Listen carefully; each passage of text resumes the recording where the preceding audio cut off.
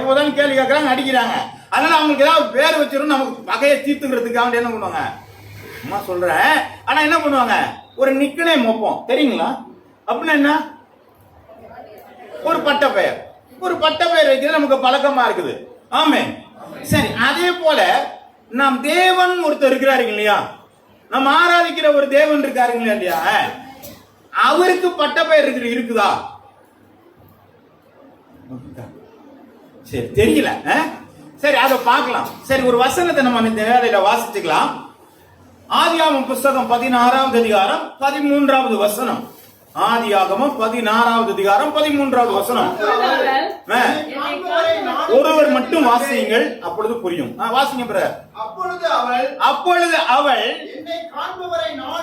என்னை காண்பவரை நானும் இவ்விடத்தில் கண்டேன் அல்லவா என்று சொல்லி தன்னோடு பேசின கர்த்தருக்கு நீர் என்னை காண்கிற தேவன் என்று. அப்படி பேர் என்னங்க, பட்ட பெயருங்க. இப்ப புரியுதா? நீர் என்னை, ஆமா, அவருக்கு என்ன தேவனுக்கு பேர் என்ன?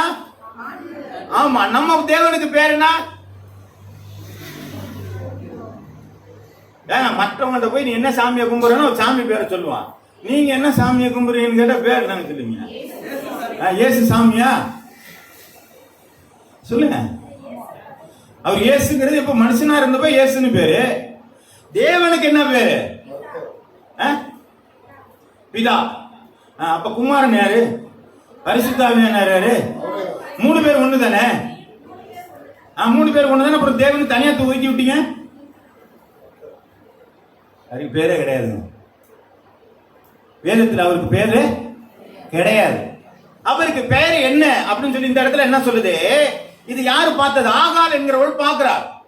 என்ன ஒருத்தர் பார்த்துக்கிட்டு இருக்கிறாரு. யார் அவரு? அவருதான் தேவன். அதனால அவருக்கு பேர் என்னங்க? என்னை காண்கிற ஒரு தேவன். அதுதான் அந்த அம்மாவுடைய வெளிப்பாடு. ஆமே. அவரை சந்தித்த காரியங்கள், ஆண்டவர் தன்னை சந்திக்கும் பொழுது அவர் எப்படியாக இருந்தாரோ அப்படியே அவருக்கு ஒரு பெயரை சூட்டுகிறார். அல்லேலூயா. நான் சொல்றது புரியுதுங்களா? பவுல் அப்போஸ்தலனுக்கு பார்க்கும் பொழுது தேவன் எப்படியா பார்த்தாருங்க? ஒரு வெளிச்சமாக, கண் குருடாக்கும்படியான ஒரு வெளிச்சத்தை இவன் கண்டு ஆண்டவரை அவன் என்ன செஞ்சிருக்காங்க? தரிசிக்கும்படியா வந்திருக்கிறான். அப்பதான் ஆண்டவரே நீ யார்? அவனுக்கு எதுவுமே தெரியல. ஆண்டவர் என்றான் ஒரே வழியா. ஆமே. பேதுருவை பார்க்கும் பொழுது ஆண்டவர் என்ன சொல்றாருங்க? உன்னை நான் மனுஷனை பிடிக்கிறவனாக்குவேன். அவன் மலையை போட்டு அப்படியே போயிட்டான். அப்ப ஒவ்வொருவரையும் வித்தியாசமாக சந்தித்துக் கொண்டிருக்கிறார் ஆண்டவர். இங்க இருக்கிறவங்க எல்லாரையும் ஒரே மாதிரி ஆண்டவர் சந்தித்திருப்பாரா? ஒவ்வொருவரையும் வித்தியாசமான முறையில சந்தித்திருப்பார். வித்தியாசமான முறையில ரட்சித்திருக்கிறார். வித்தியாச முறையில நடத்தி கொண்டிருக்கிறார். அல்லேலூயா. நாம நல்லா புரிஞ்சு கொள்ள ஒரே ஒரு காரியம், மற்றவர்களை போல உங்களையும் ஆண்டவர் பிடித்திருக்க போதில்லை. சில பேர் வியாதியினுடைய கஷ்ட நேரத்தில் ஆண்டவர் என்ன செஞ்சிருக்காருங்க? பிடிச்சிருப்பாரு. அவன் சொல்லுவான், என்ன வியாதியிலிருந்து ஆண்டவர் விடுதலை ஆக்கினாருங்க, அதனால நான் ஆண்டவரை தெரிந்து கொண்டேங்க. ஒருத்தர் சொல்வார், நான் கடன்ல ரொம்ப இருந்தேங்க, கடன் விலக முடியாதபடிக்கு இருந்தது, ஆகவே நான் அந்த கடனை ஆண்டவர் என்னை விட்டு விலக்கும்படியாக உதவி செய்தார், ஆகவே ஆண்டவரை தெரிந்து கொண்டிருக்கிறேன். அல்லேலூயா. அப்ப அவரவர் ஒவ்வொருவருக்கும் ஒரு வித்தியாசமான வெளிப்பாடாக ஆண்டவர் தெரிகிறார். அந்த வெளிப்பாடுதான் அவருடைய நிக்நேமாக இருக்கிறது, பட்ட பெயராக இருக்கிறது. ஆமே. அது நமக்கு அழைக்கிறதுக்கு ஈஸியா இருக்கும். நீங்க அப்படி சொல்லி பழகி பார்ப்போமானால் ஆண்டவருக்கும் நமக்கும் நெருக்கம் அதிகமான ஒரு காரியமா இருக்கும். அல்லேலூயா. உலக மனுஷன் ஒருவர் பாடுகிறான், தன்னுடைய கடவுளை குறித்து பாடுகிறான். அவன் எங்கிருந்தோ வந்தான் என்று சொல்லி அவனை தன்னுடைய வேலைக்காரனாக அவன் பாடுகிறான். எவ்வளவு நேசம் பார்த்தீங்களா? ஆமே. இதெல்லாம் பார்த்துருக்கீங்க, கேட்டிருக்கீங்களா? நம்ம சர்ச்சை விட்டு பைபிளை விட்டு அவன் வெளில தாண்டது இல்லை. அப்படியா? சரி, சோத்திரம் உண்டாவதாக இருக்கட்டும். அப்ப நம்ம என்ன சொல்றாங்க? ஆண்டவர் சந்தித்த ஒவ்வொரு மனிதனுக்கும் வித்தியாசமான அனுபவங்கள் இருக்கிறது. அவன் எந்த அனுபவத்தோடு ஆண்டவரை தேடினானோ அந்த அனுபவத்தின் மூலமாகத்தான் ஆண்டவரை தெரிந்து கொண்டிருக்க முடியும். அல்லேலூயா. வெளிப்பாடுகள் வித்தியாசமாய் இருக்கிறது. இந்த வேளையில் நாம் தலை தாழ்த்தி நாம் ஜெபம் பண்ணுவோம். பரிசுத்தமும் நீதியும் இருந்த எங்கள் நல்ல பரலோக பிதாவே, ஆண்டவரே, இந்த வார்த்தையின்படியாக ஆண்டவரே என்னை காண்கிற தேவன் என்று சொல்லி ஆகார் தன்னை வெளிப்படுத்தின தேவனுக்கு ஆண்டவர் ஒரு பெயர் வைத்து அழைத்தது போல ஆண்டவரே நீங்கள் எங்களையும் ஆண்டவரை ஏதோ ஒரு வகையில் அழைத்திருக்கிறீர் ஆண்டவரே. ஆண்டவரே, இந்த அழைப்பிற்கு பாத்திரவானாய் நீர் இருக்கிறீர் ஆண்டவரே. நீர் அழைத்த அழைப்பிற்கு நாங்கள் பாத்திரவானாய் எங்களை மாற்றும் ஆண்டவரை. கேட்கிற வசனங்கள் ஆண்டவரை எங்கள் இருதயத்தில் விதைக்கப்படுவதாக நல்ல பலன் கொடுக்கட்டும். இயேசுவின் நாமத்தில் ஜெபிக்கிறேன் எங்கள் நல்ல பிதாவே, ஆமென். சரி, அப்ப தேவன் எப்படிப்பட்டவர் அப்படிங்கறத நம்ம இப்போ அவருடைய பெயர்கள் எல்லாம் என்ன ஒரு சில வார்த்தைகளை நாம் வாசிக்கலாம். ஆதியாகமம் புத்தகம் 22வது அதிகாரம் 14வது வசனத்தை நாம் வாசிக்க கேட்கலாம். ஆதியாகமம் புத்தகம் 22:14. வாசிங்க, ஒருத்தர் மட்டும் வாசிங்க, அப்பதான் விளங்கும். இல்ல, ஒருத்தர் யாரா ஒருத்தர் விட்டு கொடுங்க.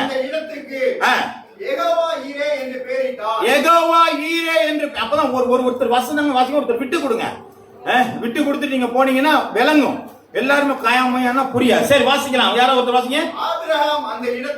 ஆபிரகாம் அந்த இடத்திற்கு யெகோவா ஈரே என்று பெயரிட்டான். எதற்கு யெகோவா ஈரே என்று பெயரிட்டான்? அதனாலே தேவனுடைய பர்வதத்திலே பார்த்து கொள்ளப்படும். அப்ப என்ன சொல்றா? தேவ சமூகத்திலே தன்னுடைய பிரச்சனை பார்த்து கொள்ளப்படுகிறது என்பதற்காக அவன் பெயரிடுகிறான் யெகோவா ஈரே. அல்லேலூயா. என்னங்க அவங்க கண்டுபிடிச்சாங்க? தன் பிள்ளைக்கு பதிலாக ஒரு ஆடு அங்க அடிக்கப்படுவதற்காக முன்குறித்து ஆண்டவர் அந்த இடத்துல வைத்திருக்கிறார் என்பதை அறிந்தபடினாலே தேவனுடைய பர்வதங்களிலே அது பார்த்து கொள்ளப்படுகிறது என்று சொல்லி தேவனுக்கு பெயரிடுகிறான் யெகோவா ஈரே என்று சொல்லி. அல்லேலூயா. ஆதியாகமம் புத்தகம் 28வது அதிகாரம் 17வது வசனம். அவன் பயந்து இந்த ஸ்தலம் எவ்வளவு பயங்கரமாய் இருக்கிறது, தேவனுடைய வீடே அல்லாமல் வேறல்ல. 19வது வசனம். அந்த ஸ்தலத்திற்கு அவன் என்ன செய்தாங்க? பெத்தேல் என்று பெயரிட்டான். அவன் இந்த இடத்துல என்ன? ஆண்டவருடைய சமூகத்துல பார்க்கிறான். தேவதூதர்கள் ஏறுகிறதும் இறங்குறதுமான ஒரு இடம், தரிசனம் உள்ள இடத்தை அவன் பார்க்கும்போது சொல்கிறான், இது என்ன பேர்? என்னங்க? பெத்தேல். அப்படின்னா என்னங்க அர்த்தம்? அப்பத்தின் வீடு என்று சொல்லுவோம். பெத் என்றால் வீடு, லெகேம் என்று சொன்னால் பெத்லெகேம், அப்பத்தின் வீடு. அதுக்கு என்ன சொல்றாங்க? பெத்லெகேம், பெத்பஹா, பெத்பெகே இப்படிலாம் போட்டுருக்கு இல்லையா? அதனால பெத் என்று சொன்னால் வீடு. என்ன சொன்னாங்க? அப்பத்தின் வீடு என்று சொல்லி அந்த இடத்தை என்ன சொல்றாங்க? அழைக்கிறதை பார்க்கிறோம். ஒரு பெயர் எடுக்கிறான். இது என்னவா இருக்குதுங்க? தேவனுடைய வீடு. அல்லேலூயா. தேவ பிரசன்னத்தை பார்க்கிற இடத்துக்கு பேர் என்ன வைக்கிறாங்க? அவன் தேவனுடைய, ஆமா, தேவனுடைய வீடு. ஆதியாகமம் புத்தகம் 32வது அதிகாரம் 30வது வசனம். அப்பொழுது யாக்கோபு நான் தேவனை முகமுகமாய் கண்டேன், உயிர் தப்பி பிழைத்தேன் என்று சொல்லி அந்த ஸ்தலத்திற்கு பெரியேல் என்று பெயரிட்டான். நான் ஆண்டவரை பார்த்துட்டு உயிரோட இருக்கிறேன், அதனால இந்த இடத்துக்கு பேர் என்னங்க? பெரியேல். அப்ப சந்தித்ததனுடைய காரியத்திற்காக அவருக்கு அந்த நேரத்தில் என்ன பண்ணாங்க? பெயர் எடுக்கிறதாய் பார்க்கிறோம். வேதத்துல நிறைய பேர் என்ன பண்றாங்க? அவன் ஒரு இடத்துக்கு ஒவ்வொரு பேரா இட்டுட்டே இருக்கிறாங்க இல்லையா? ஒரு அம்மா அவர் தன் பிள்ளைக்கு அழகான ஒரு பேர் வச்சிருக்காங்க. யாப் பேசுது தெரியுமாங்க? நல்ல பேர் தானேங்க? ஆமா. என்ன பேருங்க அதுக்கு? ஆமா. பிள்ளைக்கு பேர் என்ன சொன்னாங்க? ஆமா, துக்கம். வேண்டா வெறுப்பா பிள்ளை பேருவான காண்டா முருகன் பேர் வைப்பான். பிள்ளை படம் கேட்டிருக்கீங்க? எல்லாம் வரலாம், ஒருத்தர் கேள்வியே பட்டது இல்லையா? ஏங்க, வேண்டா வெறுப்பா பிள்ளைய வைப்பானே காண்டாமிருகனும் பேர் வைப்பானேன்னு ஒரு பழமொழி இருக்குங்க. இல்லைனாலும் தெரிஞ்சுக்கீங்க. சோத்திரம் உண்டாவதாக. இதெல்லாம் தெரிஞ்சிருக்கணும். உலகமே எனக்கு தெரியல, உலகத்துல நிறைய காரியங்கள் நல்லதும் இருக்குது. அதையும் தெரிஞ்சுக்கிட்டாதான் நம்ம எல்லா பக்கமே நம்ம வளர முடியும். சரி, சோத்திரம் உண்டாவதாக. அப்ப இங்க என்ன சொல்லியிருக்கிறாங்க? உங்க பேர் என்ன பண்ணிருக்கிறாங்க? நிறைய பிள்ளைகளுக்கு என்ன பண்றாங்க? யாப்பேஸ், துக்கம்னு பேர் வச்சிருக்காங்க. அவன் பார்த்தான், நீ என்ன எனக்கு பேர் வைக்கிறது? ஆண்டவரின் எல்லையை பெரிதாக்குன்னு சொல்லிட்டு அவன் என்ன பண்ணிட்டான்? அதை பெருசாக்கிட்டு போயிட்டான். அவன் சந்திச்ச வேறு, ஆண்டவர் வேறு. சரி, வாசிக்கலாம். நியாயாதிபதிகள் எழுதின புஸ்தகம் 6வது அதிகாரம் 22வது வசனம்.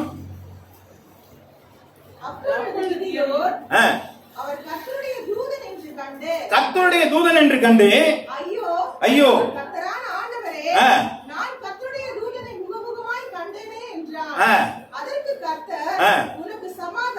உனக்கு சமாதானம். 24வது வசனம். அங்கே கிதியோன் கட்டி ஷாலோம். அவர் சொன்னார், ஆண்டவர் உனக்கு சமாதானம் சொன்னார்ல, ஷாலோம்னா சமாதானம். அதனால என்ன பண்ணிட்டாங்க, யெகோவா ஷாலோம்னு பேர் வச்சுட்டாங்க. அவனுக்கு எனக்கு சமாதானத்தை சொன்ன ஆண்டவருக்கு பேர் என்னங்க? ஆமா, சமாதானத்தின் தேவன், ரட்சிப்பின் தேவன், நீதியின் தேவன், அப்படிதானங்க, யுத்தத்தின் தேவன், வல்லமையின் தேவன். அப்ப இது மாதிரி என்ன பண்ணாங்க, ஒவ்வொரு பேரை அவங்க என்ன பண்ணாங்க, வைக்க ஆரம்பிச்சுட்டாங்க. ஆதியாகமம் புத்தகம் 35வது அதிகாரம் 11வது வசனம்.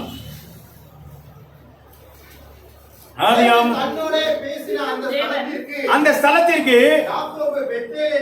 பெத்தேல் என்று என்ன செய்தாங்க, முதல்ல பார்த்துக்கோமா, பெத்தேல்னு.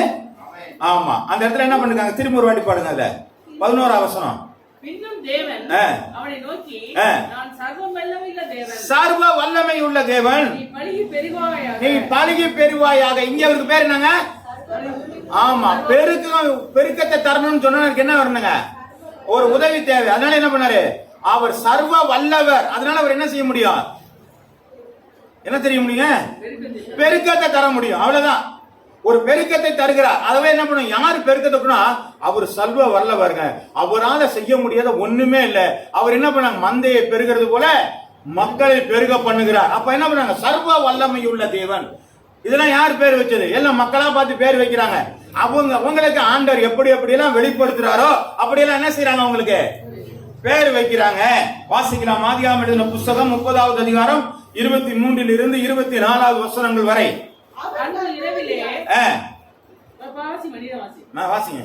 அப்பொழுது லேயாள், தேவன் எனக்கு நல்ல ஈவை தந்தார், என் புருஷனுக்கு நான் 6 குமாரனை பெற்றபடியால் இப்பொழுது அவர் என்னுடனே வாசம் பண்ணுவார் என்று சொல்லி அவனுக்கு செபுலோன் என்று பெயரிட்டார்.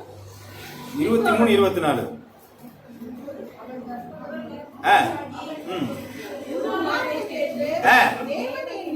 நிந்தே நீக்கினார். அதுக்கு பேர் என்னங்க, நிந்தே எனக்கு நீக்கிட்டாரு.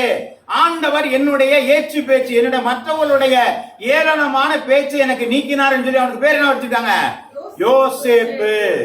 அல்லேலூயா. நீங்க புரிஞ்சுக்கிட்டீங்களா, புரிஞ்சுக்கியா, நான் சொல்றது புரியுங்களா இல்லையாங்க? பழைய ஏற்பாட்டு காலத்துல பிதாவை ஆண்டவர் யாரெல்லாம் எப்படி எல்லாம் பார்த்தாங்களோ அப்படியே தனக்குள்ளா கொண்டு வந்துட்டாங்க. இவர் எனக்கு இப்படிப்பட்ட தேவன், இவர் எனக்கு இப்படிப்பட்ட தேவன், எனக்கு இவர் சர்வ வல்லவராய் இருக்கிறாரு, இவர் என்னை காண்கிற தேவனாய் இருக்கிறாரு, இவர் எனக்கு ரட்சிக்கிற தேவனாய் இருக்கிறாரு, எனக்கு சமாதானம் கொடுக்கிற தேவராய் இருக்கிறார் என்று சொல்லி வெவ்வேறு விதமாக ஆண்டவரை புரிந்திருந்தார்கள். அல்லேலூயா. ஆமென். புரியுதுங்களா இல்லையா? இதை நீங்க புரிஞ்சுக்கிட்டீங்கன்னா தான் இதனுடைய பலன்களை நாம் அறிந்து கொள்ள முடியும். ஏன்னு சொன்னா இதுக்கு ஒரு முடிவு இருக்கு, எல்லாவற்றுக்கும் ஒரு முடிவு உண்டு. ஆகவே ஏன் இதை திரும்ப திரும்ப சொல்றேன்னு சொன்னா, தேவனுக்கு ஏன் பெயர் இல்லை, தேவனுக்கு ஏன் அவர் எப்படி அறிகிறார்களோ அப்படி அதற்கு ஒரு பெயர் வைத்து அழைத்து கொண்டார் என்று சொன்னா, எனக்கு இது செல்லமான பேருங்க, என் கடவுளை நான் இப்படிதான் கூப்பிடுவேன். நம்மள ரொம்ப என்ன பண்ணுவாங்க, சில பேர் ராசா ராசா ராசாம்பாங்க, தெரியுங்களா? ஏசு ராசாவே ஏசு ராசாம்பாங்க. இன்னும் பேர் என்ன, ஏசு சாமி ஏசு சாமிம்பாங்க. அது அவங்க விருப்பத்துக்கு என்ன பண்ணிட்டு இருக்காங்க, அப்படியே ரொம்ப பிரியமா கூப்பிட்டு இருக்கிறாங்க. அதே போலதான் பழைய ஏற்பாட்டு காலங்களிலே தேவன் தங்களை சந்தித்த வழிமுறைகள் படியாக அவருக்கு ஒரு பெயரிட்டு அவர்களை மகிழ்ந்திருக்கிறார்கள். அல்லேலூயா. ஆண்டவரே சொல்றாரு, நான் ஆபிரகாமின் தேவனும் ஈசாக்கின் தேவனும் யாக்கோபின் தேவன். ஏன் அவர் பேரை சொல்லிட்டு போண்டிதான், அவரு ஏன் பேர் சொல்லல, ஏன் அவருக்கு பேர் சொல்லல, என்னம்மா பெயர் இல்லைங்கிறது மட்டும் இல்ல, நான் யாருடைய தேவன் என்பதை அவங்க சொல்லிக் கொடுக்கிறாரு. நான் ஆபிரகாமோடு கூட இருந்த தேவன் நான் தான், ஈசாக்கோடு இருந்த தேவன் நான் தான், யாக்கோபோடு இருந்த தேவன் நான் தான், மோசே நான் உன்னோடு கூட நான் தான் இருக்க போறேன். ஆமென். அப்போ ஆண்டவர் அறிமுகப்படுத்தும் பொழுது கூட அவர் யாருடைய தேவன் என்று சொல்லி இருக்கிறார். அல்லேலூயா. நம்ம சொல்ல முடியுமாங்க, ஆண்டவர் என்னுடைய தேவன்? உங்க பேரை சொல்லி நீங்க கூப்பிடுங்க, ஆண்டவர் உமாபதியினுடைய தேவன். ஆமென். ஏங்க உங்க பேரை சொல்லுங்கன்னா ஆமென்ட்டு போறீங்க, உங்களுக்கு வேண்டாமா அவரு? உங்க பேரை சொல்லுங்க, சத்தமா சொல்லலாமா ஒரு வாட்டி? வெக்கப்படுறேன்ல, அவர் எப்படி ஆண்டவர்ட்ட ஆசீர்வாதம் மட்டும் எப்படி வரும்? பேசுறதுக்கு வெக்கப்படுறாங்க. ஆண்டவரை சொல்லி என் பேரை சொல்லி என்னுடைய தேவன் என்று நம்ம சொல்றதுக்கு அமைதியா இருக்கிறோமே, ஆண்டவர் ஆசீர்வாதத்தை வாங்குறதுக்கு மட்டும் நீங்க எதையாவது கதறனா நமக்கு கிடைக்குமாங்க? இதுக்கும் அமைதி தானா? கிடைக்காதுன்னு தெரியுதுல, அப்ப சொல்லிட வேண்டியதானே? சொல்லலாமா? சொல்லுங்க பார்க்கலாம். ஆமா, வேற யார் பேரும் சொல்லிடாதீங்க, உங்க பேரை சொல்லிடுங்க. என்னுடைய தேவன். அப்பதான் உங்களுடைய தேவனா இருக்க முடியும். அவரு அது உரிமை கொண்டாடணும். எங்க அப்பா சொல்றோமா இல்லையாங்க? அவர் பார்த்துட்டு எங்க இவர் வந்து யாருங்க, யாருன்னே தெரியலையே சொன்ன, நீ என்ன பண்ணி ஆட பாவிய, நான் தாண்டா அவங்க அப்பா, என் பேரை சொல்ல கூட எனக்கு வெக்கமா இருக்கா? சொல்ல மாட்டாங்க. அப்பா பேருக்கு சொல்றது பேர் சொல்ல. ஆமா, பேர் சொல்ல பிள்ளை. அப்புறம் அப்பா பிதாவே அழைக்கும்படியான புத்திர சுவிகாரத்தெல்லாம் நமக்கு கொடுத்திருக்கிறாரு. அப்பா பேரை சொல்றதுக்கு நம்ம என்ன பண்ணக்கூடாது? ஆமா, அதுவும் கூட நம்ம சொல்றதுக்கு கூட ரொம்ப யோசிச்சுதான் சொல்லிட்டு இருக்கிறோம். ஆமென். நல்ல உற்சாகமா இருக்குங்க. ஹல்லேலூயா. சரி, ஸ்தோத்திரம் உண்டாவதாக. சரி, இவ்வளவு நேரம் தேவனை பத்தின ஒரு நிக்னேம் எல்லாம் வச்சு வாசிச்சு இருந்தோம். சரி, இப்ப பாருங்க, மத்தேயு எழுதின புத்தகம் 1வது அதிகாரம் 23வது வசனம். அவள் ஒரு குமாரனை பெறுவாள், அவருக்கு இயேசு என்று பெயரிடுவாயாக, ஏனெனில் அவர் தமது ஜனங்களினுடைய பாவங்களை நீக்கி அவருக்கு ரட்சிப்பார் என்று பெயர். அப்ப அவருக்கு பேர் என்னங்க? இல்ல, அவர் பேர் என்ன? இம்மானுவேல். அது சொல்லல பாருங்க. இம்மானுவேல் என்றால் என்ன செய்யுங்க? தேவன் நம்மோடு கூட இருக்கிறார். அப்ப இயேசுவுக்கு ஒரு பேர் என்னங்க? தேவன் நம்மோடு கூட இருக்கிறார். ஏன்? அவர் மனித சாயலாக வருகிறார். தேவனோடு கூட இருக்கிறதை கொள்ளையாடின பொருளா எண்ணாமல் அடிமையின் ரூபம் எடுத்து அதுக்கப்புறம் பைபிள்ல தான் இருக்குது, மனசுக்குள்ள வர மாட்டேங்குது இல்லீங்களா? தயவு செய்து பைபிளை வாசிங்க. நான் ஏற்கனவே ஒரு சொல்லியிருக்கிறேன், வருஷத்துக்கு ஒரு முறையாவது நீங்க பைபிளை வாசிக்கலன்னு சொன்னா நமக்கு ஆண்டவர்கிட்ட சுதந்திரிப்பதற்கு வாக்கு தத்தமே இருக்காது. நம்ம ஆண்டவர்கிட்ட ஒன்று வாங்கணும்னு சொன்னா அவருடைய வாக்கு தத்தத்தை வச்சுதான் நம்ம வாங்க முடியும். அதனால நீங்க பைபிளை வாசிச்சு தான் ஆக வேண்டும். ஏன்னா வேதத்தை கேளாதவனுடைய ஜெபம் என்னாலும் ஐயா அப்பான்னு கத்துனா கூட அவர் என்ன பண்றாருங்க? அந்த பக்கம் திரும்பிட்டு போயிடுவார். அருவருப்புன்றுச்சு. அதனால நீங்க வேதத்தை வாசித்துத்தான் ஆக வேண்டும். பைபிள் வசனங்களை நீங்கள் இருதயத்தில் நினைத்துக் கொண்டுதான் ஆக வேண்டும்.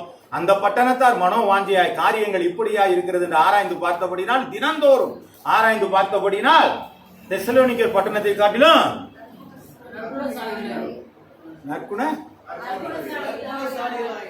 நற்குணசாலிகளாய் அப்பா முடிங்க வசனத்தை. நற்குணசாலிகளா இருந்தாங்க. வசனத்தை வாசிச்சதுனால நற்குணசாலி, இல்லைன்னா நற்குணம் வராது. ஏன்னு கேட்டா இதுல தவறு எதுன்னு தெரிஞ்சாதான் தப்பு இல்லாம இருப்பேன். நான் எதுவுமே செய்யாம நான் செய்யறதெல்லாம் பர்ஃபெக்ட்னு சொன்னா நான் எப்படி என்னுடைய வாழ்க்கையில இருக்கும்? தவறும் எனக்கு சரியாகிவிடும். ஏன் என்று சொன்னால் நாம் சுய நீதியை நம்பி ஓடிக்கொண்டு இருக்கிறோம். நான் செய்யறது கரெக்ட்னு சொல்லி ஓடிட்டு இருக்கிறோம். கோர்ட்ல போய் 2 பேர் நிற்பான், வாதியும் இருப்பான், பிரதிவாதி இருப்பான். இவனும் சொல்லுவான் நான் சொல்றதான் கரெக்டுமா.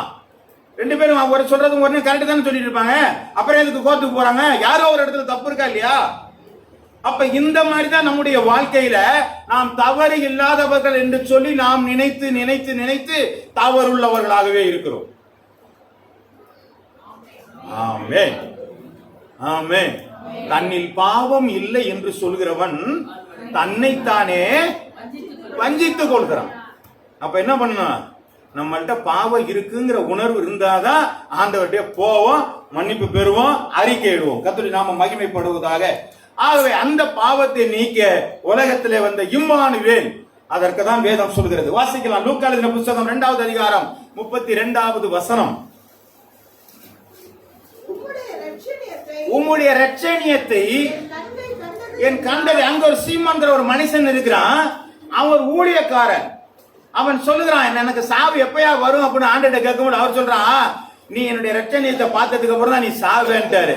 இப்ப புள்ள கையில வந்து பார்த்தோன்னு சொல்லிட்டான், இரட்சணியத்தை என் கண்கள் கண்டதே. அப்படின்னு என்ன அர்த்தம்? ரட்சகரை நான் பார்த்துட்டேன், இனிமே நான் என்ன பண்ணுவேன்? சாகிறது எனக்கு ஒன்றும் பிரச்சனை இல்லை. இரட்சணியத்தை என் கண்கள் கண்டதே. அப்ப அவங்க எதை பார்த்துட்டாங்க? பிள்ளைய பார்க்கலங்க. எதை பார்த்தாங்க? ஆமா, பிள்ளைய பார்த்தேன். என்ன சொன்னாங்க? இரட்சணியத்தை பார்த்தேன். ரட்சிப்பு செய்கிற அருள் செய்கிறவரை நான் பார்த்து விட்டேன் என்று சொல்கிறார். அதான் அவர் பேரு. முதல்ல பார்த்தா இம்மானுவேல், இப்ப அவருக்கு பேர் என்னங்க? இரட்சணியம். சரி, வாசிக்கலாங்க. யோவான் புத்தகம் 1வது அதிகாரம் 29வது வசனம். மறுநாளிலே யோவான் வரக்கண்டு, இதோ உலகத்தின் பாவத்தை சுமந்து தீர்க்கிற தேவாட்டுக்குட்டி. இவர் யாருங்க? அவரு இயேசுக்கு இன்னொரு பேர் என்னங்க? தேவாட்டுக்குட்டி. இப்ப இவர் அறிமுகப்படுத்துறாரு. என்ன அறிமுகப்படுத்துறாரு? பாவத்தை சுமந்து தீர்க்கிற ஆட்டுக்குட்டியே இவர் தான்டா. ஏன்னு கேட்டா, நீ பழைய ஏற்பாட்டுல ஆடை அடிச்சுதான் உன்னுடைய பாவம் போகும். இப்போ உலகத்தினுடைய பாவத்தை தீர்க்கிறதுக்கு ஒரு ஆட்டுக்குட்டி வந்திருக்கு. அது எந்த ஆட்டுக்குட்டிங்க? அது தேவாட்டுக்குட்டி. அந்த தேவாட்டுக்குட்டி யாரு? இதான். ஆமே. இப்ப பாருங்க, முதல்ல ரெட்சனியான்னு சொன்னாங்க, இம்மானுவேல்னு சொன்னாங்க, இப்ப என்ன சொல்லிட்டாங்க? ஆமா, தேவாட்டுக்குட்டி. வாசிக்கலாம். லூக்கா எழுதின புத்தகம் 2வது அதிகாரம் 11வது வசனம்.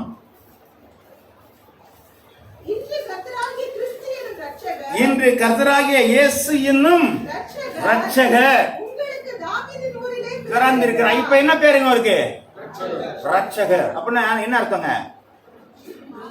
மீட்பர், மெசியா அப்படின்னு சொல்லி மீட்கிறவர், ரட்சிக்கிறவர். உங்களுக்கு ரட்சிப்பு அப்படின்னு சொன்னா, நமக்கு ரட்சிப்புன்னு சொன்னா என்ன பண்ணுவாங்க? ரட்சிக்கப்பட்டீங்கன்னா பாவத்திலிருந்து விடுதலை எடுத்தீங்கன்னா, ரட்சிப்பு என்கிறது காப்பாற்றப்படுகிற ஒரு காரியம் இல்லைங்களா? உபத்திரவத்திலிருந்து ரட்சிப்பு, சிறையிருப்பிலிருந்து ரட்சிப்பு, வியாதியிலிருந்து ரட்சிப்பு, அப்படின்னா விடுதலை கொடுக்கிறவர். அப்ப பாவத்திலிருந்து நமக்கு விடுதலை கொடுத்து ரட்சகர் தான் அவர். யாருங்க? இந்த இயேசு கிறிஸ்து. வாசிக்கலாம். லூக்கா எழுதின புத்தகம் 5வது அதிகாரம் 35வது வசனம். மணவாளன் அவர்களை விட்டு எடுபடும் நாட்கள் வரும், அந்த நாட்களிலே உபவாசிப்ப. சீசர்ல பார்த்து கேட்கிறாங்க, ஏன் இவங்க உபவாசிக்க மாட்டேங்கிறாங்க? நாங்கெல்லாம் வாரத்துக்கு 2 முறை உபவாசிக்கிறோம், நீங்க எல்லாம் நியாயப்பிரமாணத்தின்படி உபவாசிக்கிறோம், ஏன் இவங்க எல்லாம் உபவாசிக்கல? அப்ப கேட்கிறாரு, மணவாளன் எடுத்துக்கொண்டதாண்டா உபவாசிப்பாங்க. அப்ப யாரு சொல்றாங்க மணவாளன்ட்டு? இயேசுவை மணவாளன் சொல்றாங்க. நமக்கு ஒரு மணவாளன் தாங்க.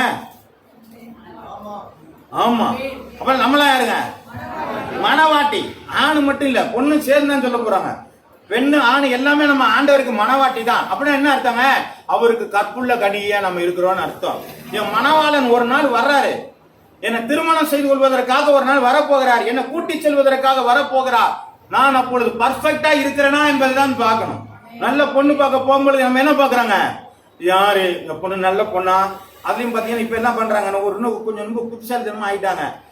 சபைக்கு போற பிள்ளையா? ஏன் பையனை பார்த்தா சபைக்கு போற பையனான்னு கேட்பாங்க. ஏங்க அங்க தம் அடிக்க மாட்டான், தண்ணி அடிக்க. 2 தான் சொல்லுங்க. பாய்க்கு எல்லாத்த பத்தி எல்லாம் பிரச்சனையே இல்லை, அதெல்லாம் தெரியாது இல்லைங்களா? முதல்ல அவங்களுக்கு கண்ணுக்கு தெரிஞ்சது என்னங்க? சபையில உள்ள பிள்ளைங்க இருக்க மாட்டாங்க.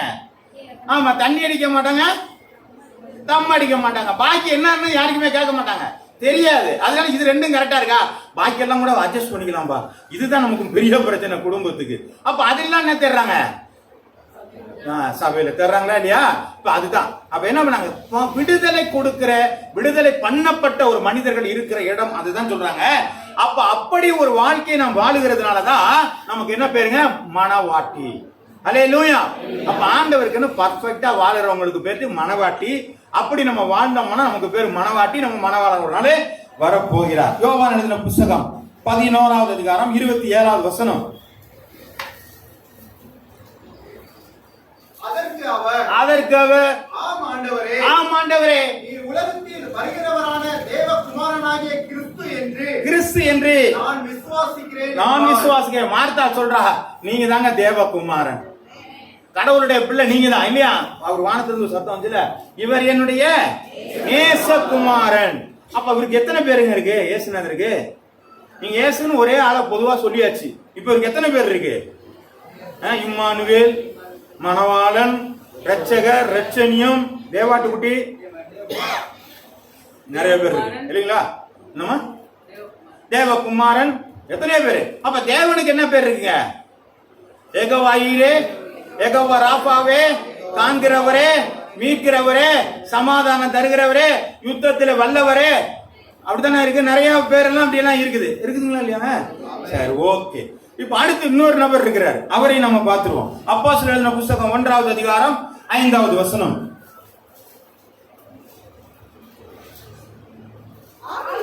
ஆகையால் நீங்கள் எருசலேமை விட்டு போகாமல் என்னிடத்தில் கேள்விப்பட்ட பிதாவினுடைய வாக்குத்தத்தம் நிறைவேற காத்திருங்கள். அப்ப பரிசுத்த ஆவியான குறித்து இங்க நிறைய பேர் இருக்கு. அதுல ஒண்ணு பேர் என்னங்க? அதுக்கு பேர் என்னங்க? பேர் என்ன அதுக்கு பேரு? பரிசுத்த ஆவியானவருக்கு பேரு அதுல போடல. என்ன போட்டுருக்கு? நல்லா ஒரு அடி படிங்க. போகாமல் என்னிடத்தில் கேள்விப்பட்ட வாக்குத்தத்தம். அப்ப பரிசுத்த ஆவியானவருக்கு பேரு என்னங்க? வாக்குத்தத்தம். அப்ப அவருக்கு ஒரு பேர் வச்சிருக்கிறாங்க. பிதாவுக்கும் பேர் இருக்கு, பட்ட பேர் இருக்கு, குமாரனுக்கும் பட்ட பேர் இருக்கு. பரிசுத்த ஆவியானவர் மட்டும் நான் அவ்வளவு மோசமானவர், அவருக்கு என்ன இருக்குங்க? ஒரு பேர் இருக்கு, பிதாவினுடைய வாக்குத்தத்தம். யோவான் புத்தகம் 14வது அதிகாரம் 16வது வசனம். நான் பிதாவை வேண்டிக் கொள்வேன், அப்பொழுது உங்களுடனே கூட இருக்கிறேன்.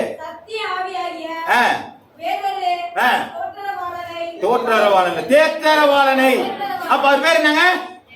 தேற்றரவாளன், தேற்றுகிற ஒரு தேவன். எத்தனை பேர் அவர் தேற்றி இருக்கிறாரு? ஆமே. நமக்கு பிரச்சனையான நேரத்தில் என்ன பண்ணுவாங்க? நம்ம உட்கார்ந்து ஜெபம் பண்ணணும். அப்பதான் இல்லீங்களா? சந்தோஷமா இருக்கிறவன் சந்தோஷமா இருக்கிறவன் இன்னும் சந்தோஷம் சங்கீதம் பாட கிடக்கும் இல்லையா? சரி, இன்னும் சந்தோஷமா இருக்கு. அதுவும் இருக்குது, அந்த வசனமும் இருக்குது.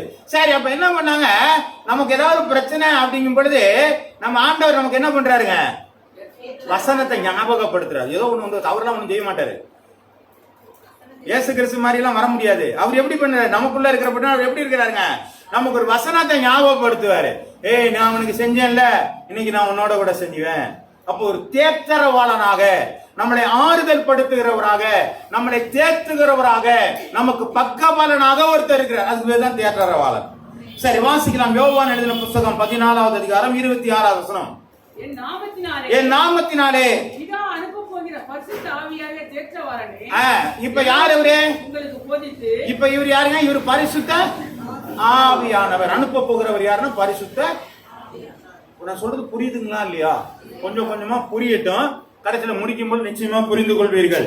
அதற்கான பலனை வசனம் கொடுக்காது. நீங்க பிரயாசப்பட்டா நிச்சயமாய் நீங்கள் அதனுடைய பலனை அடைவீர்கள். சோத்ரம். இப்ப என்ன பண்றாங்க? இப்போ இந்த பரிசுத்த ஆவியானவர் கொடுக்கும் பொழுது அது பிதாவினுடைய வாக்குத்தத்தம் என்று சொல்லப்பட்டிருக்கிறது, தேற்றரவாளன் என்று சொல்லப்படுகிறது, அனுப்ப போகிற பரிசுத்த ஆவியானவர் என்று சொல்லப்பட்டிருக்கிறது. 2 கொரிந்தியர் 1:22.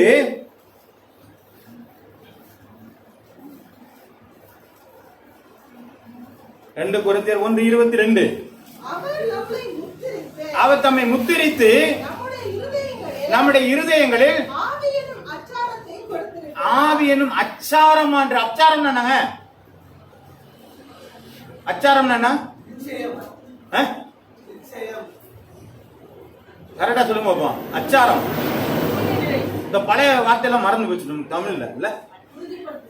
உறுதிப்படுத்தல். இன்னும் கொஞ்சம் தெளிவா. அச்சாரம், அட்வான்ஸ். அவ்வளவுதான், வேற ஒண்ணும் இல்லைங்க. அச்சாரம் கொடுத்தா தானே என்ன அர்த்தங்க? அட்வான்ஸ் கொடுத்த விட நம்ம அப்படி இங்கிலீஷ்லயே போயிட்டோம்ல நம்ம, அதனால புரியல. சரி, சோத்திரம் உண்டாதாக. அப்ப நமக்கு ஆண்டவர் என்ன பண்ணிருக்கிறாரு? அட்வான்ஸா ஒண்ணு கொடுத்திருக்காரு, அச்சாரமா ஒண்ணு கொடுத்திருக்காரு. அவர் பேர் என்னங்க? அவர் தான் பரிசுத்த ஆவியானவர். எவ்வளவு பேர் இருக்கு பாருங்க. சோத்திரம் உண்டாவதாக. எபிரேயருக்கு எழுதின புத்தகம் 10வது அதிகாரம் 15வது வசனம். பரிசுத்த ஆவியானவரும் நமக்கு சாட்சி சொல்லுகிறார். இப்ப எப்படின்னா பாருங்க, நமக்கு யாரு வருங்க? பரிசுத்த ஆவியானவர் சாட்சி சொல்கிறவர். நம்மளை பத்தி எல்லா டீட்டெயிலும் நம்ம கூட இருக்கிற அப்படின்னா அவர் எல்லாம் டீட்டெயிலா சொல்லுவாரு. அதனாலதான் சொல்றாரு, நான் திக்கற்றவனாக விடு, நான் போய் உனக்காக ஒரு தேற்றவாளை அனுப்புவேன்னு சொன்னாரா இல்லையாங்க? அப்ப நம்ம ஆண்டவருடைய ரட்சிக்கப்பட்ட பிள்ளைகளுக்கு எல்லாமே பரிசுத்த ஆவியானவர் கொடுத்திருக்கிறார். அவர் நம்மளோட கூட இருந்து ரெக்கார்ட் பண்ணிக்கிட்டே இருக்கிறாரு. நாம என்ன தவறு பண்ணாலும், என்ன சரியா செஞ்சாலும் எல்லாத்தையும் என்ன பண்ணாருங்க? அவருக்கு ஒரே வேலை, ரெக்கார்ட் பண்ற வேலை தான். அவர் கொண்டு போய் என்ன பண்ணிடுவாரு? கடைசியில வேலை கொண்டு வாசிச்சிருவாரு. அவரை போய் நம்ம எல்லாம் எதுவும் லஞ்சம் கொடுக்க முடியாது. ஆமே ஆமே, அல்லேலூயா. ஆமா, கர்த்தருடைய நாமம் மகிமைப்படுவதாக. அப்ப இங்க என்ன பாட்டுருக்கீங்கன்னா, பரிசுத்த ஆவியானவருக்கு சில நிக்நேம் எல்லாம் போட்டிருக்கிறாங்க. இப்ப பார்த்தோம். அப்ப பிதாவானவரை எப்படி பார்க்கிறார்களோ அவருக்கு அவருக்கு ஒரு பேர் இருக்கு. அதே மாதிரி இயேசு கிறிஸ்துவுக்கு எப்படியாக பேர் வைக்கிறார்களோ அப்படி ஒரு பேர் இருக்கிறாங்க. பரிசுத்த ஆவியானவருக்கும் வெவ்வேறு விதமாக அனுபவபூர்வமாக என்ன இருக்குங்க? பேர் வைக்கிறோம். ஆமே ஆமே. இன்னைக்கு நம்மளும் நிறைய பேர் வைக்கிறோம். ஆமே. ஆமா, எப்படி பேர் வைக்கிறாங்க கடவுளுக்கு வச்சிருக்கிறது பாத்தீங்களா? இன்ஃபன்ட் ஜீசஸ் அப்படின்னு நாங்க அர்த்தம். அவர் என்ன பண்ணாரு? நீங்க குழந்தை இயேசுவை வேண்டிக்கிங்க. அதை பத்தி ஒண்ணுமே பைபிள்ல போடலப்பா. நீ அவரை போய் நின்றுட்டீங்க என்ன பண்ணீங்க? நீங்க ஒரு புதுசா கண்டுபிடிச்சிருக்காங்க குழந்தை இயேசு. அவர் எங்க வந்தாரு? பிறக்கும் பொழுது பிரதர்ஷனம் பண்றதுக்கு வந்தாரு. அதுக்கப்புறம் 12 வருஷம் கழிச்சு என்ன பண்ணுவாரு அவருங்க? எதுக்கு வந்தாருங்க? 12 வயசுல எதுக்கு வந்தாரு? பார் மிட்சுவா என்று சொல்லக்கூடிய ஜபத்திற்கு தகுதி உள்ளவர்களாக இருக்கும்படிக்கு உங்களுக்கு ஒரு சால் ஒண்ணு கொடுப்பாங்க. தலித் என்ற ஒரு சால்வை கொடுத்து பார்ப்பாங்க. அந்த 12 வயசுக்குள்ள 5 ஆகமங்களையும் இந்த பிள்ளைகள் கற்று தேர்ந்தெடுக்கணும். அதனாலதான் அந்த 12 வயசுல போகும்பொழுது அங்க இருக்கிற ஆசாரியர்கிட்ட என்ன பண்றாங்க? ரொம்ப வாக்குவாதம் பண்றாரு. புரியுதுங்களா? அப்ப 12 வயசுல அவன் என்ன பண்ணிருக்கணுங்க? ஆகமங்களை அவன் கற்று தேர்ந்தெடுக்கணும். நம்ம பிள்ளைங்க என்ன பண்ணிருக்கிறாங்க? இந்த பைபிளை தவிர, ஏப்பா இந்த பைபிள் அப்புறம் படிச்சுக்கலாம்பா, இது லீவ்ல படிச்சுக்கலாம், லீவ் அவ்வளவுதான் முடிஞ்சு போச்சு, அதுவும் பைபிள் எங்க இருக்குன்னே தெரியாது. நீ படிக்கிற புத்தகத்தை படி, இதை படிக்க சொல்லுங்க. அப்பதான் மற்ற வேலையெல்லாம் ஒழுங்கா நடக்கும். பிள்ளை நடத்த வேண்டிய வழியில நடத்து, அதன் முதிர் வயதிலும் விடாது இருப்பான். நீங்க தயவு செய்து உங்க பிள்ளைங்களை ஒரு அரை மணி நேரமாவது பைபிளை படிக்க சொல்லுங்க. அந்த படிக்கிற காரியம் அந்த பிள்ளைகளுக்குள்ள சேரும் பொழுது இந்த பிள்ளைகள் நன்றா பிள்ளைகளாக இருப்பாங்க. நல்ல பிள்ளைகளாக நிச்சயமா என்ன செய்வாங்க? அவங்க இருப்பாங்க. நம்மளாம் பேர் வச்சுட்டு இன்ஃபன்ட் ஜீசஸ், குழந்தை இயேசு அப்படிங்கிற ஒரு பேரை வச்சுட்டு என்ன பண்றாங்க? வருகிறாங்க இல்லையா? நீங்க குழந்தை இயேசுவை வேண்டிக்கிங்க. எப்பா பைபிள்ல குழந்தை இயேசு ஒண்ணுமே பண்ணலப்பா. அவர் 30 வயசு வந்ததுக்கு அப்புறமேலதான் என்ன பண்ணாரு? அவரு நம்ம அற்புதமே செய்யவே ஆரம்பிச்சாரு. இப்போ கொண்டு பிள்ளைய வச்சுட்டு எனக்கு அது செஞ்சாரு இது செஞ்சாருன்னு சொன்னா என்ன அர்த்தம்? அது வழியா வேற ஏதோ ஒண்ணு வரும்னு அர்த்தம். ஆமே, நான் சொல்றது புரியுதுங்களா? ஆண்டவர் பேரை வச்சுக்கிட்டு வேற ஏதாவது வந்துட போகுது. அதனால நீங்க எல்லாம் அந்த மாதிரியான காரியங்களை தவிர்த்து விடுங்கள். புரியுதுங்களா இல்லையாங்க? நான் ஏன் நீங்க சொல்றேன் பாருங்க. இந்த பக்கத்துல ஒரு ஒரு கெப்பி மாதிரி ஒண்ணு வச்சிருப்பாங்க. அதுல ஒரு மரியாளுடைய இது இருக்கும். அது பக்கத்துல ஒரு குழந்தை இருக்கும். ஆனா அது குழந்தை ஆம்பளை பிள்ளையா பொம்பளை பிள்ளையா அப்படிங்கிறது நமக்கு தெரியாது. ஏன்னா அது கவுன் போட்டிருப்பாங்க. ஒருவேளை கிறிஸ்தவன் இல்லாதவன் ஒருத்தன் பார்த்தானா, ஓ மரியாளுக்கு பொம்பளை பிள்ளை தான் பிறந்திருக்கு போல இருக்கு, ஏசுநாதர் பொம்பளை போல இருக்கு. நம்ம இப்படிதான் அறிமுகம் ஆகிட்டு இருக்கோம். இந்த வேதத்துல சொல்லாத எந்த காரியத்தையும் நம்ம செய்யும் பொழுது அங்க பிசாசானவனை வஞ்சித்து விடுகிறான். நம்ம எங்கேயோ மாட்டிக்கிறோம்னு அர்த்தம். அதனாலதான் சொல்றோம், வேத வசனங்களை சரியாக தியானிங்கள். உங்களை சந்தித்த ஒரு தேவனுக்கு ஒரு பெயர் உண்டு. அந்த பெயரை நீங்கள் அதிகமாக நீங்கள் புரிந்திருப்பீர்களானால் உங்கள் வாழ்க்கையில் அது அதிகமாக செயல்பட ஆரம்பிக்கும். இப்ப பிதாவானவருக்கு நிக்கணம் வச்சிருக்கிறாங்க. அவரை எப்படி சந்திச்சாங்களோ உங்களுக்கு ஒரு பேரு. குமாரனை சந்திச்சாங்க, ரட்சகருங்கிற பேர் வந்திருக்கு. பிதாவை சந்திச்சாங்க, சமாதானத்தின் தேவன், காந்திர தேவன் பேர் வந்துச்சு. பரிசுத்த ஆவியான பேராங்க, தேர்தரவாளன் வந்துச்சு. இப்ப இந்த 3 பேருக்கும் உள்ள பேரு ஏகப்பட்ட பேர் இருக்கும் இல்லைங்களாங்க? அப்ப இது எல்லாத்தையும் சந்தித்த ஜனங்கள் ஏராளமா இருப்பாங்களா இல்லையாங்க? பழைய ஏற்பாட்டு ஜனங்கள் இருக்கிறாங்க, புதிய ஏற்பாட்டு ஜனங்கள் இருக்கிறாங்க. புதிய ஏற்பாட்டுல பின்னாடி இருக்கிற அப்போஸ்தலருக்கு பின்னாடி உள்ள சரித்திரபூர்வமா இருக்கிற பரிசுத்த ஆவியினை பெற்றுக்கொண்ட ஜனங்கள் இருக்கிறாங்க. இப்ப இத்தனை ஜனங்களுக்கும் தேவன் எப்படி வெளிப்பட்டு இருக்கிறாரோ அவர் எப்படியாக வெளிப்படுகிறார் என்று சொல்லி பார்ப்போமானால், யோவான் எழுதின புஸ்தகம் 14வது அதிகாரம் 23வது வசனம். யோவான் 14:23.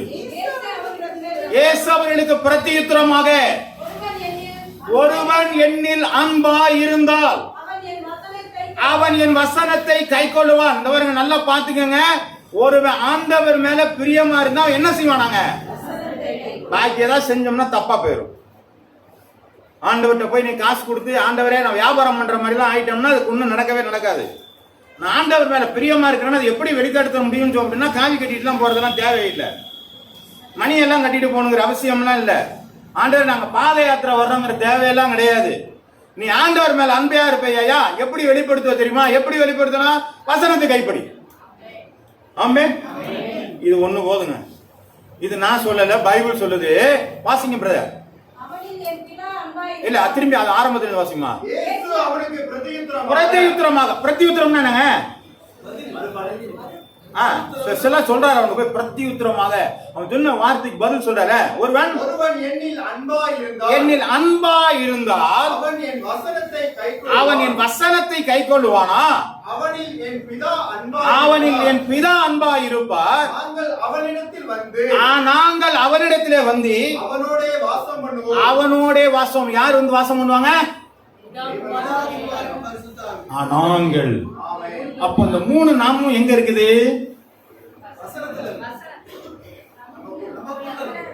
அங்க விட்டுட்டீங்களேங்க. ஒருவன் என்னில் அன்பா இருந்தா என்ன பண்ணுவாங்க? வசனத்தை கை கொள்வாங்க. உங்களுக்குள்ள தானே வர்றாங்கிறாரு. ஆமென்.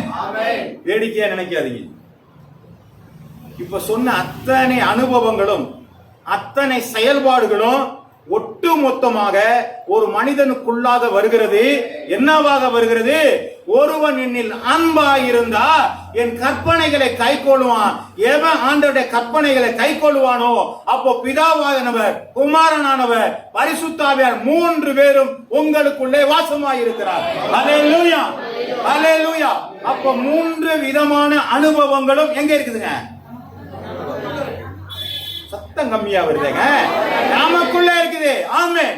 அப்ப நமக்குள்ள இத்தனை வல்லமையுள்ள ஒரு காரியம் இருக்குதா என்னன்னு சொல்லுங்க. நான் சொல்லுங்க, ஐயா எனக்கெல்லாம் ஒண்ணுமே இல்லைங்க, நான் ரொம்ப பரதேசிங்க, எந்த 10 காசு கூட இல்லை. நாங்களாம் என்ன பண்ணுவாங்க? ஒண்ணும் இல்லாதவங்க. நாங்க ஒரு கிட்னி விலை எவ்வளவு? 5 லட்சம். என்னம்மா 5 லட்சத்துக்கு மேல இருக்குமா? சரி, 2 கிட்னி வச்சிருக்கோம்ல, 1 கொடுத்துட்டா யாரு கொடுக்க ரெடியா இருக்கா? எங்களுக்கு ஒண்ணு தேவைப்படுது, காசு வாங்கி தந்துடலாம். 5 லட்சம் 10 லட்சம் ஏங்க? நம்ம தான் ஒண்ணு இல்லைன்னு நினைச்சிட்டு இருக்கோம்ல.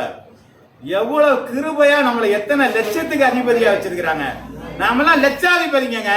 2 கிட்னி வச்சிருக்கிறாரு, 1 காத்து வச்சிருக்கிறாரு, 2 கண்ணு வச்சிருக்கிறாரு, கல்லீரல் வச்சிருக்கிறாரு, எத்தனையோ உறுப்புகள் நமக்குள்ள வச்சு வெளியேற பெற்றவங்க மாத்தி வச்சிருக்காங்க. நம்ம ஒண்ணு இல்லாதன்னு சொல்றது காரணம் இன்னும் வசனத்திற்குள்ள வரலன்னு அர்த்தம். ஆமென், ஆமென். அப்ப நம்ம எவ்வளவு வெளியேற பெற்றவர்கள்.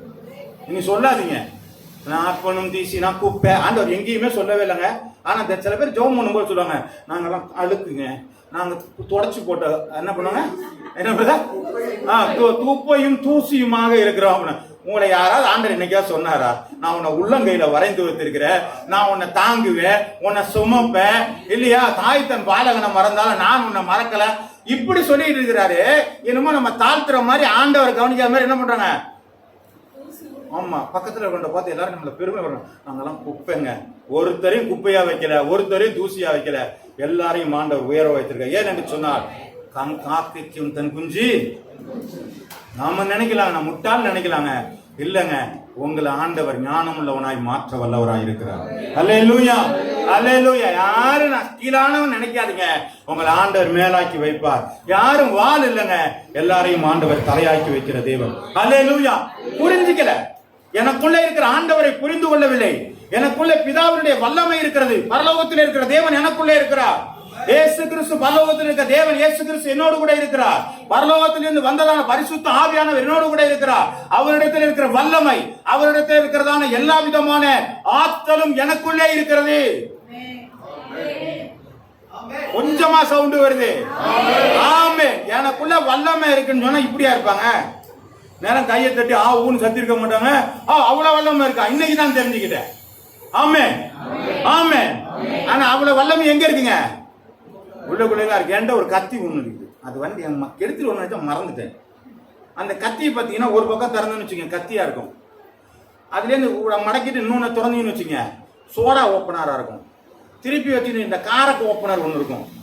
இன்னும் திருப்பி இன்னொன்று எடுத்துன்னு வச்சுங்க, கத்திரி ஓல் இருக்கும். அது பேர் என்னங்க? All in one, multi purpose இல்லைங்களா? ஆமா, கத்தி ஒண்ணுதான். அதுக்குள்ள என்ன இருக்குதுங்க? எனக்கு தேவைப்பட்டதும் அதுக்குள்ள என்ன பண்ணிருக்காங்க? ஆமா, நீங்க ஒரு ஆளு தான், ஆனா உங்களுக்குள்ள எல்லாமே என்ன செய்யுதுங்க? இன்னும் புரியலன்னு நினைக்கிறேன், இன்னும் புரியலன்னு நினைக்கிறேன். பாப்பா புரிஞ்சுட்டீங்களா?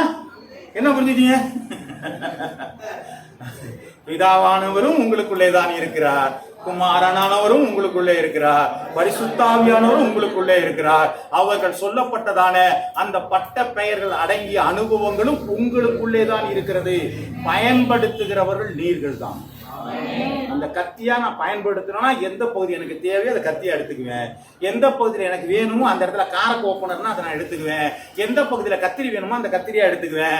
நீங்க உங்களுக்குள்ள இருக்கிற ஆண்டவரை நீங்க எப்படி எடுத்துக்கிறீங்களோ உங்க வசதிப்படி நீங்க எடுத்துக்கிட்டீங்கன்னா அது உங்களுக்கு ஆசீர்வாதமா இருக்கும். ஆனா நாம பாக்குற ஒரே ஒரு கடவுள் தான் அவர் இறங்கியே வச்சிருக்கோம். ஆமென். உங்களுக்குள்ள இருக்கிறவரை நீங்க பார்க்கல. அதனாலதான் இன்னைக்கு நிறைய கஷ்டப்பட்டு கொண்டு இருக்கிறோம். எனக்கு வியாதியா இருக்குதுங்க. அவர் எப்படிப்பட்டவரா இருக்கிறான்னு வேதம் சொல்கிறது. யெகோவா ராஃபா, சுகம் கொடுக்கிற. அவர் எங்க இருக்கிறாரு? அப்புறம் நமக்குள்ள இருக்கும்போது வியாதி எப்படி வரும்?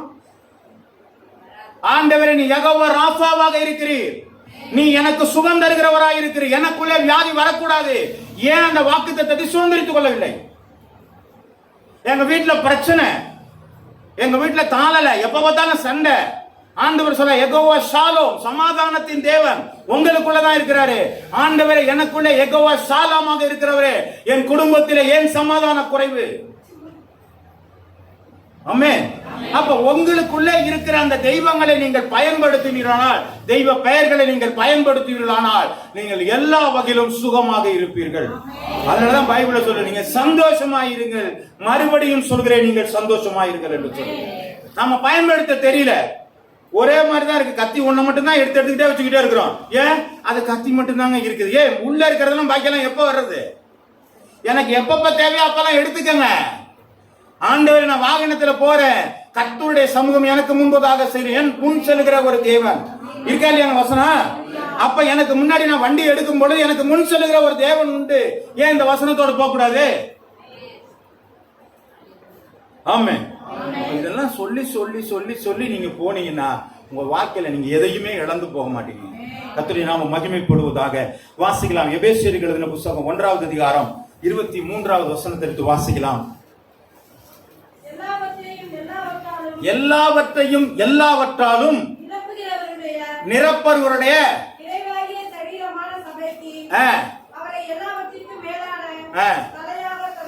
தாந்தார். திரும்பி ஒரு வாட்டி வேற ஒருத்தர் வாசிக்கிறீங்களா? எல்லாவற்றையும் எல்லாவற்றாலும் நிரப்புகிறவருடைய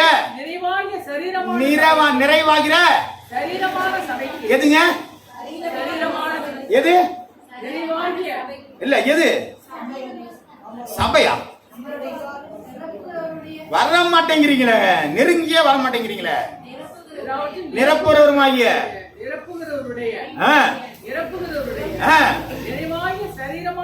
சரீரமானிய சபை வர மாட்டேங்குது. அந்த இடம் எனக்குள்ள இருக்கிற அந்த சரீரம் வர மாட்டேங்குது. நான் தான் சரீரம், எனக்குள்ள சபை, சரீரமாகிய சபை. இதுக்குள்ளதான் ஆண்டவர் வாசமா இருக்கிறாரு. நீங்கள் தேவனுடைய ஆலயமா இருக்கிறீர்கள் என்றும் தேவனுடைய ஆவி உங்களில் வாசமா இருக்கிறார் என்றும் அப்படின்னா போட்டிருக்கு. நீங்கள் தேவனுடைய ஆலயமா இருக்கிறீர்கள் என்றும் 1 கொரிந்தியர் 3வது அதிகாரம் 16, 17 வாசிங்க. அறகுறையாக இருக்கக்கூடாது. நீங்கள் தேவனுடைய ஆலயமா இருக்கிறீர்கள் என்றும் தேவனுடைய ஆவி உங்களில் வாசமா இருக்கிறார் என்றும் அறியாது இருக்கிறீர்களா? ஒருவன் தேவனுடைய ஆலயத்தை கெடுத்தால் தேவனை கெடுப்பார். தேவனுடைய ஆலயம் இத்தனை பேரை வச்சிருக்கிற நமக்குள்ள ஆலயத்தை கெடுக்கிற காரியம் தான் நம்மளை கெடுத்துருவார்னு சொல்லி இருக்குது. ஆமென். அப்ப இந்த சபையை நாம எப்படி பாதுகாத்துக் கொள்ள வேண்டும்? பிதா இருக்கிறார், குமாரன் இருக்கிறார், பரிசுத்த ஆவியானவர் இருக்கிறார். இந்த சரீரத்துக்குள்ள இருக்கும் பொழுது இது எவ்வளவு பர்ஃபெக்டா இருந்துச்சுன்னா நம்ம எல்லா காரியம் நடக்கும்னு சொல்லியிருக்கு. இத குலைச்சு போட்டா அது வேதம் சொல்கிறது, என்னுடைய ஆலயத்தை கல்லர் குகையாக மாற்றினீர்களே. அப்புறம் கோபம் வருமா? தாங்க அடிப்பார அடிக்க மாட்டாருங்களாங்க. அதனாலதாங்க அடிக்கிறார். நமக்கு நிறைய பிரச்சனை வர்றதுக்கு காரணம் தான். இஸ்ரவேல் ஜனங்கள் எப்ப பார்த்தாலும் ஆண்டவருக்கு விரோதமா பேசி பேசியே அவங்க என்ன பண்றாங்க, அப்பப்ப அவனுக்கு சாட்டை கொடுத்துட்டே இருக்கிறாரு. எங்கேயாவது கொண்டு போய் அடிமைத்தனத்துல போட்டுருவாரு, எதையாவது கஷ்டத்தை கொடுத்துருவாரு, குய்யோ முறைன்னு கிடந்து கத்திட்டு இருப்பாங்க. அதுக்கப்புறம் திரும்ப தூக்கிட்டு வருவார். இப்படியே இதே வேலை தான் அவருக்கு. 40 வருஷம் சும்மா இருந்தானுங்க. எவ்வளவு அழகா நடத்தினாரு. ஆனா ஒரு நாள் அவன் கேட்கவே மாட்டாங்க. அவன் வெள்ளரிக்கா கொமட்டிக்கா, வெள்ளரிக்கா கொமட்டிக்கா, வெள்ளை பூண்டு, இதான் அவனுக்கு வேலைய. எங்களுக்கு கறி கிடைக்க மாட்டேங்குது. எங்க பாலைவனத்துல வந்து அங்க மணலை தவிர ஒண்ணும் கிடையாது. சோறு கிடைக்கிறதே சந்தேகம். அவனுக்கு பரலோகத்தின் மன்னாவை தூக்கி கொடுக்கிறாரு, தண்ணியை கொடுக்கிறாரு, அவனுக்கு இறைச்சி கிடைக்கலங்கிறாரு. கொண்டுதான் நமக்கு. இந்த மாதிரிதான் நம்முடைய வாழ்க்கையிலும் சில தேவையில்லாத காரியங்களை தேடுகிறபடினால்தான் கர்த்தர் நம்மை விட்டு விலகி போய் விடுகிறார். நமக்குள்ளே பிரச்சனை இருக்கிறது. நம்முடைய வாழ்க்கை அழகான ஒரு வாழ்க்கை. நமக்குள்ளே தேவன் வாசமாய் இருக்க விரும்புகிறார். அவர் பிதாவாக, குமாரனாக, பரிசுத்தாவியானவராக உள்ள வாசம் பண்ண விரும்புறாங்க. அவர்கிட்ட அத்தனை வல்லமையும் நம்மோடு கூட இருக்குதுங்க. அப்ப நம்ம எதெல்லாம் வேணுமோ எப்பப்பெல்லாம் எடுத்து பயன்படுத்தி கொண்டிருப்போமானால் நம்முடைய வாழ்க்கை சந்தோஷமா இருக்கிறது. அல்லேலூயா. வாசிக்கலாம். யோவான் எழுதின புத்தகம் 3வது அதிகாரம் 17வது வசனம்.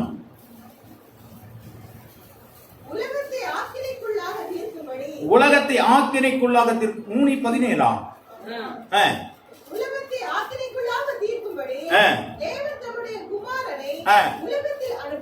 அனுப்பாமல் அவராலே உலகம் ரட்சிக்கப்படும்படிக்கு அவரை அனுப்பினார். அப்ப நம்ம கெட்டு போறது ஆண்டவருடைய சித்தமாங்க? இல்ல. அப்ப ஏன் நாம கெட்டு போறோம்?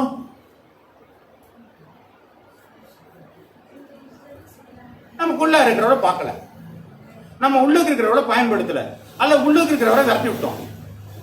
இது ஏதோ ஒண்ணு நடந்திருக்கு. ஆண்டவர் எனக்குள்ளே இருப்பாரையானால் அவர் என்னை பலப்படுத்துகிற கிறிஸ்து இயேசுவினாலே.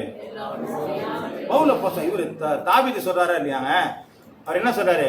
ஏய், நீ யாரை நெந்திச்சியோ அவருடைய சேனைகள் நாமத்தினால நான் வருகிறேங்கிறான். நான் ஆராதிக்கிற தேவன் எரிகிற அக்கினி சூளைக்கும். அப்ப அவங்களுக்குள்ள யாரோ ஒருத்தர் இருக்கிறார், பயன்படுத்திட்டாங்களா இல்லையாங்க? ஒண்ணுமே இல்லைங்க. ஆராதிக்கிற தேவன் எரிகிற அக்கினி சூளைக்கும் ராஜாவாகிய உன்னுடைய கைக்கும் தப்பு வைக்க வல்லவராக இருக்கிறான்னு சொல்லி போய் நிக்கிறாங்க. அப்ப அவனுக்குள்ளே இருக்கிற ஆண்டவரை அவன் பயன்படுத்தி கொண்டான். தாவீது சொல்றான், கோலியாத்துக்கு முன்பதாக சொல்றான், இன்னைக்கு நான் உன்னை இறைக்க போறேன்டா, நான் வெட்டினது ஏற்கனவே ஒரு கரடி சிங்கத்தை போல நீ இருப்பேன்னு சொல்லி அவன் என்ன செய்றாங்க? அவன் போட்டி போடுவதற்கு காரணம் அவனுக்கு உள்ளே இருக்கிற ஒரு ஆண்டவரை அவன் புரிந்திருக்கிறான்.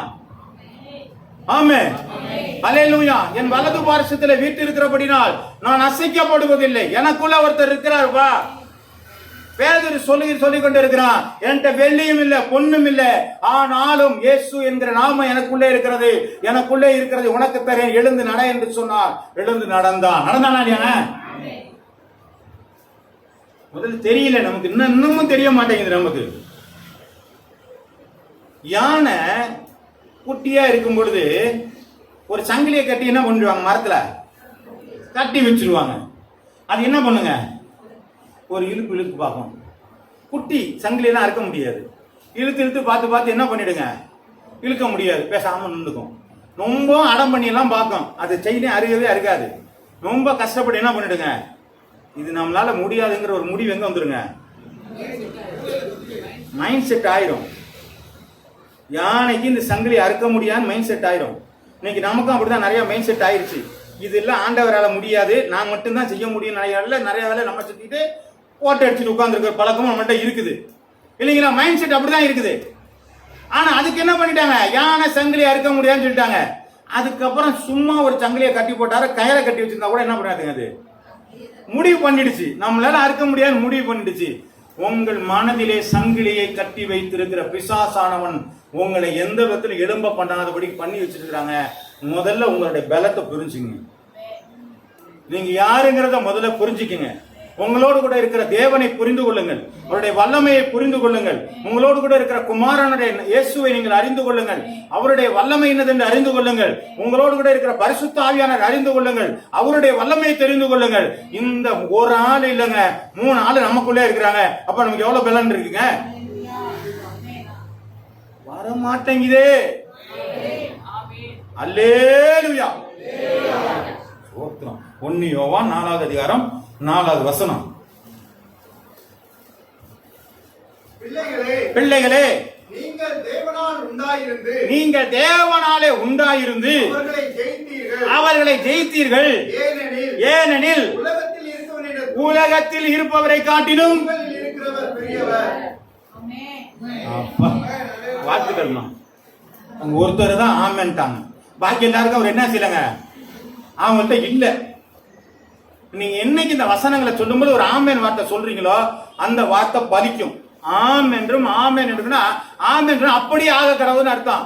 உலகத்தில் இருப்பவரை காட்டிலும் எங்களிடத்துல இருக்கிற பெரியவர் சொன்னா ஆமேன்னு சொன்னா பலிக்கும், இல்லைன்னா யார் சொன்னாங்களோ அவங்களுக்கு படிக்கும். ஆமென். அதுக்கு என்ன பண்றது? கஷ்டப்பட்டுதான் ஆகணும் முடிவு பண்ணிட்டோம்னா யாராலையும் முடிவு பண்ணாது. ஆனா விடுதலை ஆக்கணும் ஆண்டவர் வச்சிருக்கிறாருங்க. நன்மையையும் ஆசீர்வாதத்தையும் சாபத்தையும் எல்லாம் வசனம் இருக்குது. சாபத்தையும் ஆசீர்வாதத்தையும் முன்னாடி வச்சிருக்கிறேன். நீங்க எதை தேர்ந்தெடுத்தீங்கன்னா அது நீங்க மூணையும் தெரிஞ்சு உள்ள வச்சுக்கிட்டீங்கன்னா உங்க வாழ்க்கையில எந்த பிரச்சனை வந்தாலும் எதிர்கொள்ள முடியும். இதை விட்டுட்டீங்கன்னு சொன்னா நீங்க தான் போராடிட்டு கடைசி வரலாம் சொல்லிட்டு என்ன பண்ணணுங்க? என்ன பண்றதுங்க? இந்த வாழ்க்கையே வெறுத்து போச்சுங்க. வெறுத்து தான் போகும். நீங்க வசனத்துக்குள்ள வந்தீங்கன்னா இந்த வாழ்க்கை இனிமைதா இருக்கும். காரணம் உங்களோடு கூட தேவன் இருக்கிறார். அல்லேலூயா. கர்த்தருடைய நாம் பிலிப்பியர் எழுதின புத்தகம் வாசிச்சாச்சு. யோவான் எழுதின புத்தகம் 5வது அதிகாரம் 39வது வசனம்.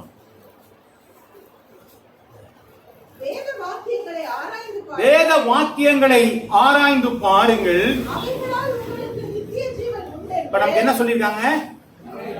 வேத வாக்கியங்களை, ஆமா, வேத வாக்கியங்களை நம்ம ஆராய்ந்து பார்க்கணுமா? சரி, ஆராய்ந்து பார்த்து அவைகளால் உங்களுக்கு உண்டென்று எண்ணுகிறீர்களே, என்னை குறித்து சாட்சி கொடுக்கிற அவைகளே. அப்ப கடவுளை கண்டுபிடிக்கணும்னா பைபிளை வாசிச்சு தான் ஆகணும்னு சொல்லிருக்கு. நீங்க எங்க சுத்தினாலும் ஒன்னே உண்ட வந்து தான் நிக்கணும். எங்குங்க? ஆண்டவருடைய வார்த்தை. இந்த வார்த்தை இல்லாம இந்த வார்த்தை தான் சொல்கிறது, தேவனை பற்றி சொல்கிறது. தேவன் யாரெல்லாம் தேவன் என்று சொல்லியிருக்கிற 3 தெய்வங்கள், அதாவது திருத்துவத்தின் தேவன் யார் என்று சொல்லப்பட்டிருக்கிறது. திருத்துவத்தினுடைய வல்லமை சொல்லப்பட்டிருக்கிறது. அந்த வல்லமை உள்ள தேவன் எங்கே இருக்கிறார் என்று சொல்லப்பட்டிருக்கிறது. அவர் எனக்குள்ளே இருக்கிறபடினால் எல்லாவற்றையும் நான் செய்ய முடியும் என்கிற ஒரு காரியத்தையும் வேதம் சொல்லியிருக்கிறது. இதை நான் ஆராய்ந்து இதை அனுபவபூர்வமா செய்யலன்னு சொன்னா நான் நஷ்டப்பட்டு போகிறேன். அல்லேலூயா. அனுபவிச்சு பாருங்க. ஒவ்வொரு பிரச்சனை வரும் பொழுதும் ஆண்டவர் என்னென்ன பார்த்த ஒரு பேரை என்னென்ன போட்டிருக்கா, யெகோவா ஈரா போட்டிருக்கிறா, யெகோவா ராஃபா போட்டிருக்கிறா, ரட்சகரா போட்டிருக்கா, சொல்லி சொல்லி பழகுங்க. உங்க வார்த்தை நீங்க வண்டியில வேகமா போகும்போது நீங்க சொல்லுங்க, ஆண்டவர் எனக்கு முன்பதாக நீ கடந்து செல்கிறீர். ஆண்டவரை ரொம்ப முன்னதா விட்டுறாதீங்க, கேப் விழுந்து போயிடும் இல்லையா? உங்களோட கூட்டிட்டு போங்க. அப்படி என்ன பண்ணுங்க, ஒவ்வொரு காரியத்திலையும் பிரச்சனையிலையும் அந்த காரியத்தை சொல்லி சொல்லி ஆண்டவரை நீ இப்படி இருந்தீல, ஆண்டவரை ஏன் மக்கள் இப்படி இருங்கன்னு சொல்லி சுதந்திரித்துக் கொள்கிற அனுபவம் நமக்கு மட்டும்தான் இருந்துச்சு. பழைய ஏற்பாடு காலங்கள்ட்ட இல்லைங்க. ஆமே, ஆமா. அதுக்கப்புறம் புதிய ஏற்பாட்டுல இருந்தவங்களுக்கும் இல்ல. ஏன் ஏங்க இல்ல? புதிய ஏற்பாட்டுல இருக்கவங்களுக்கு அந்த அனுபவம் கிடையாது. ஏன் ஏன்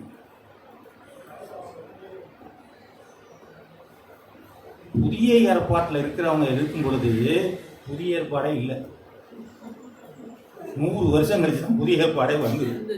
ஆமே, இப்ப புரியுதுங்க. அதனுடைய நாமம் மகிமைப்படுவதாக. அதனால அந்த சிலாக்கியமே நமக்கு தான் கிடைக்குது. 100 வருஷத்துக்கு அப்புறம் தான் புதிய ஏற்பாடை எழுதி முடிச்சாங்க. யோவான் எழுதுனது பின்னாடி நாட்கள் கடைசி அவர் புத்தகம் தான் எழுதுனாங்க. அதனால அவங்களுக்கும் தெரியாது இதெல்லாம் புதிய ஏற்பாடா பழைய ஏற்பாடெல்லாம் தெரியாது. அவங்களுக்கு தெரிஞ்ச நியாயப்பிரமாணம் தான். சரி, சோத்திரம் உண்டாவதாக. அதனால ஒரு பெரிய கிருபை நமக்கு கிடைச்சிருக்கு. எல்லாம் நமக்குள்ளதான் இருக்கு. ஆலின் ஆலின் ஆலின் ஆலின் ஒன். அப்பா, நான் திரும்ப முன்னாடியே சொன்னேங்க எல்லாருக்கும், ஆலின் ஒன் நான் தாங்க. எல்லாத்துலயும் நான் தான். எனக்கு ஆலின் ஒன் நான் சொல்லிட்டு இருக்கிறேன். எனக்குள்ள இருக்கிற தேவனை உங்களுக்குள்ள இருந்தான்னு சொன்னா உங்க வாழ்க்கையில ஒரு பிரச்சனை இருக்காது. எல்லாவற்றையும் எதிர்த்து இருக்கிற பலனை ஆண்டவர் உங்களுக்கு கொடுப்பார். கர்த்தர் நாம மகிமைப்படுவதாக. தலைகளை தாண்டி நான் ஜெபிப்போமா? ஸ்தோத்திரமா.